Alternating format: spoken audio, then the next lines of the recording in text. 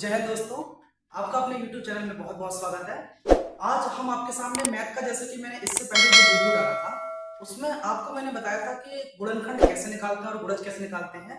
आज हम आपके सामने एक छोटा सा ही वही टॉपिक लेने वाले हैं कि हम संख्याओं को कैसे हल करते हैं और कैसे पहचानेंगे किसी में कितने प्रतिशत वृद्धि है या कितने प्रतिशत कमी है। ये छोटे छोटे क्वेश्चन जो हर एक एग्जाम में आते हैं उनको पहले आपको सॉल्व करना होता है। जैसे कि अगर हम बात करेंगे वही परसेंटेज की कि परसेंटेज जिसको क्या बोलते हैं हिंदी में प्रतिशत। तो मतलब संख्याओं में प्रतिशत वृद्धि या संख्याओं में प्रतिशत कमी।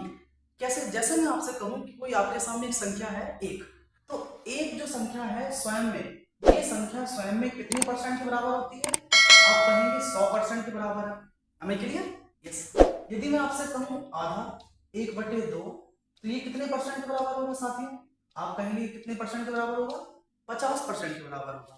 सिमिलरली इस पर एक छोटे छोटे एग्जाम में जैसे कि सवाल आते हैं, देखो मैं आपको बताता हूँ किस तरीके से कि आपके सवाल जो एग्जाम में आ जाते हैं कैसे कि ए की आयु, बी की आयु, आयु वाले सवाल, आयु पर आधारित जो सवाल होते हैं परसेंटेज में देखो किस तरीके से ये आते हैं। आयु वाले, ए की आयु 10 साल है और बी की आयु 20 साल है।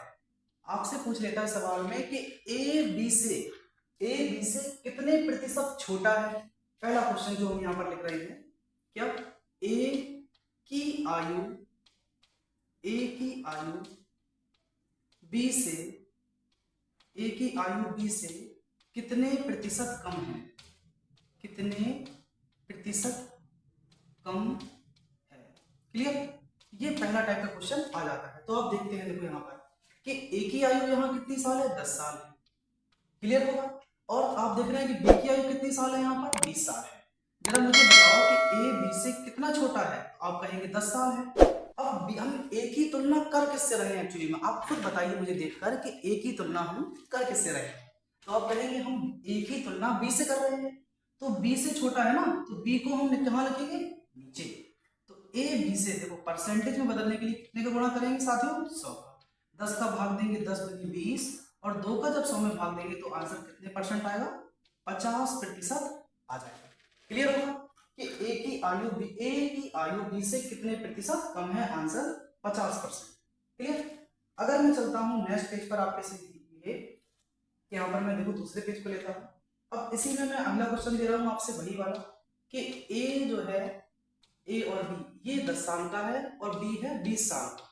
ध्यान से समझना, आप इसको बहुत अच्छे से समझना क्योंकि इस पर क्वेश्चन बहुत मैंने छोटा लिया है, आपको भी लगाना आना चाहिए। अब मैं पूछ रहा हूं आपसे कि बी ए से आयु में कितने प्रतिशत ज्यादा है? ए बी ए से आयु में कितने परसेंट ज्यादा है? तो आप देख पा रहे हैं कि बी जो है इससे 10 साल बड़ा है। हमें क्लियर? किससे बड़ा है? 10 से, ए से, पिछले वाले से। तो उसको हम कहां लिखेंगे? डेनोमिनेटर में और इंटू 100।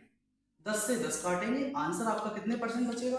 कि बी जो है वो 100% ज्यादा है किससे? ए से। क्लियर है?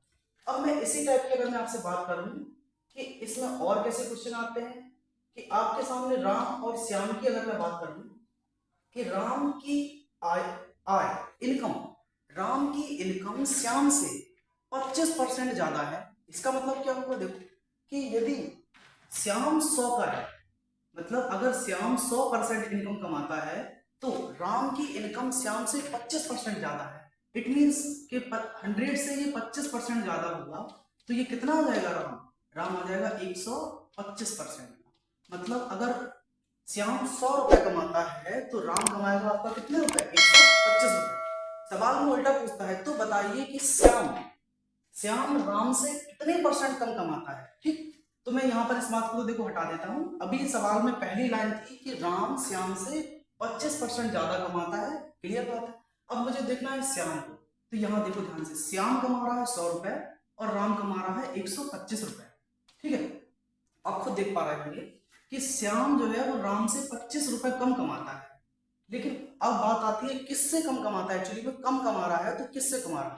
तो आप देख पा रहे हैं कि 125 से ये 25, 100 हो गया। कितना कम हुआ? 25।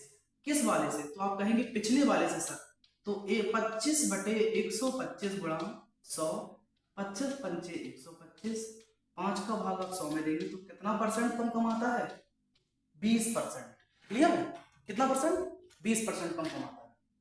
ठीक, अगला सवाल देखो इस टाइप का और क्या बनता है। नेक्स्ट क्वेश्चन, कि ये तो हुआ हमने, चलो एक आय वाला सवाल ले लिया, एक खर्च वाला भी ले सकते हैं सर, और भी सवाल है। यदि मैं आपसे बात करता हूं, देखो कि हम सबको ये सूत्र पता होता है कि आय बराबर खर्च बराबर हमारा क्या होता है, मूल्य गुणा खपत। खर्च बराबर मूल्य गुणा खपत, मतलब एक्सपेंडिचर।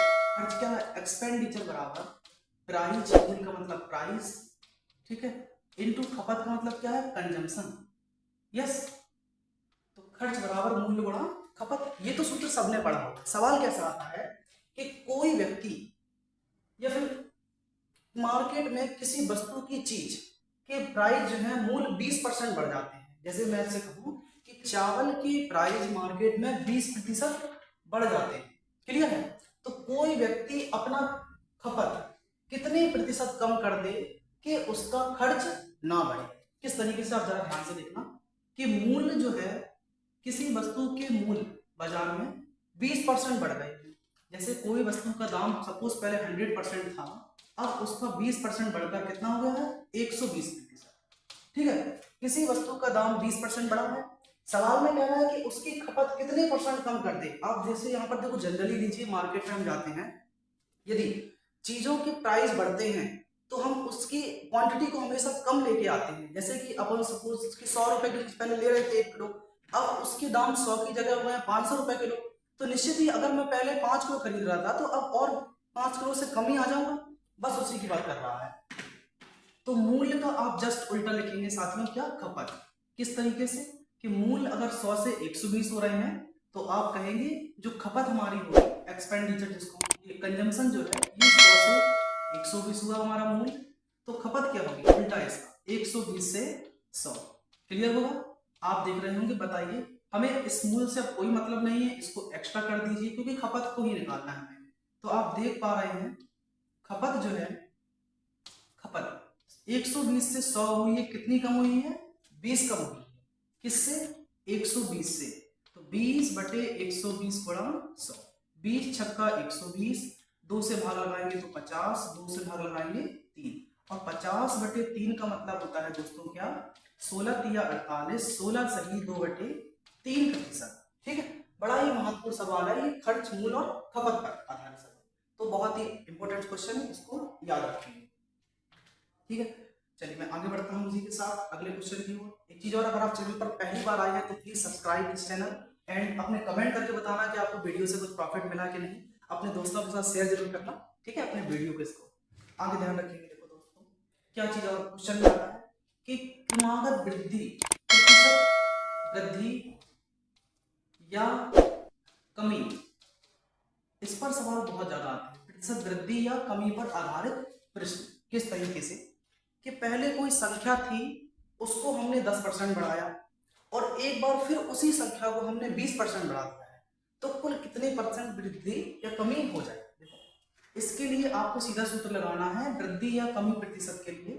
क्या लगाएंगे? देखिए जरा ध्यान से, कि यदि किसी चीज में प्रतिशत वृद्धि या कमी हो रही है, सपोज मैं आपसे कहता हूं किसी संख्या में पहले x% की वृद्धि, उसके बाद y% की वृद्धि, अभी दोनों में वृद्धि की बात कर रहा हूं।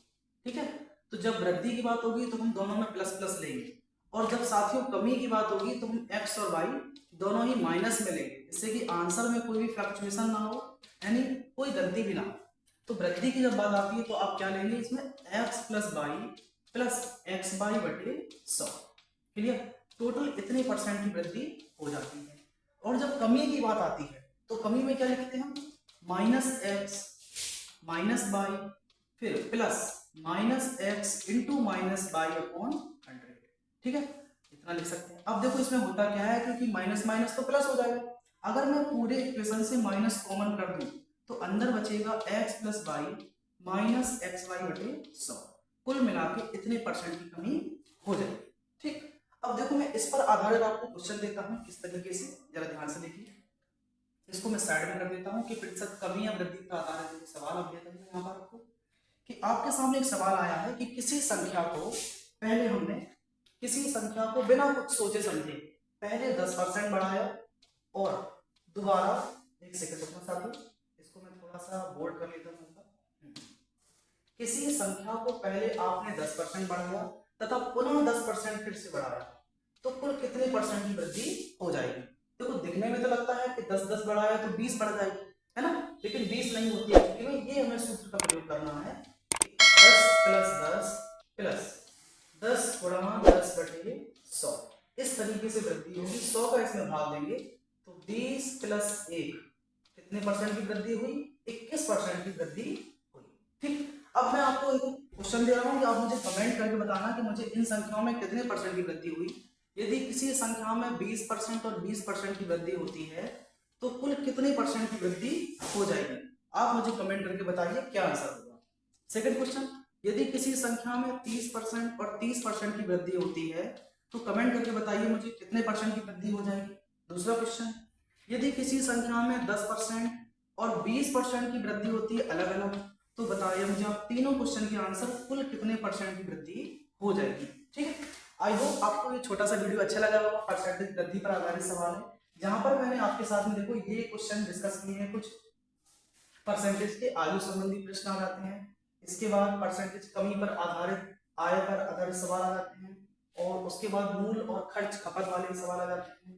इसके बाद हमारी ये प्रतिशत कमी या वृद्धि पर आधारित सवाल आ जाते हैं। तो आई होप आपको वीडियो अच्छा लगा होगा। चैनल को सब्सक्राइब करना और अपने वीडियो को शेयर करना दोस्तों के साथ। ठीक, टेलीग्राम की डिस्क्रिप्शन में आपको मैं लिंक दे दूंगा, जहां से आप डाउनलोड कर सकते हैं कई सारी पीडीएफ वगैरह। ठीक है, आज के लिए इतना ही। जय हिंद।